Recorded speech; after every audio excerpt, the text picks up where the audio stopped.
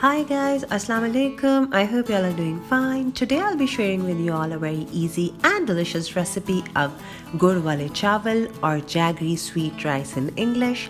Jaggery is an unrefined type of sugar made with sugar cane, and it's really delicious, has a significant flavor. You need to have a taste developed for it, and not everybody is going to enjoy it, but the dessert made with it is really delicious, and it's also good for health.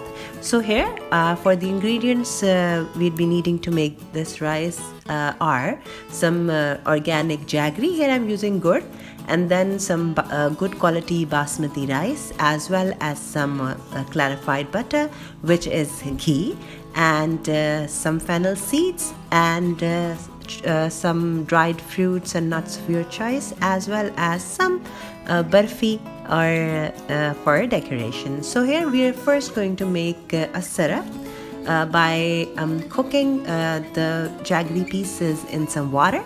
We'll let it boil for some time so that it thickens a bit, and it becomes like a molasses kind of a syrup, but not too thick. We don't want it too sticky, otherwise our rice is going to turn out sticky. It's just that a little thick syrup.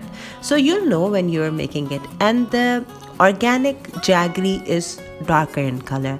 The refined jaggery is lighter. So make sure that you get the darker one to get the beautiful dark color of your rice. So the next step we are going to do is that we are just going to boil our rice just like you do for biryani, or as well as I showed you in Matanjan. I'll be linking both of those recipes here in the card, as well as I'll be mentioning the links to it into the description box. So we are just going to crackle some cardamom seeds that I forgot to mention earlier, along with some fennel seeds in our heated ghee, and then just going to strain the syrup into it. Be very careful so that it doesn't splatter, and then we'll let it cook for some time so it thickens a little bit more, and then just going to add our boiled rice, and we'll gently mix it. And yes, one thing I forgot to mention, that we are going to soak our basmati rice in some tap water for about like 30-35 minutes, depending on the quantity of your rice, and then we'll be boiling it till, you know, when you try to break it, it's not you can feel that, you know, it's not fully cooked. They will cook completely in the syrup because our rice is parboiled and not fully cooked.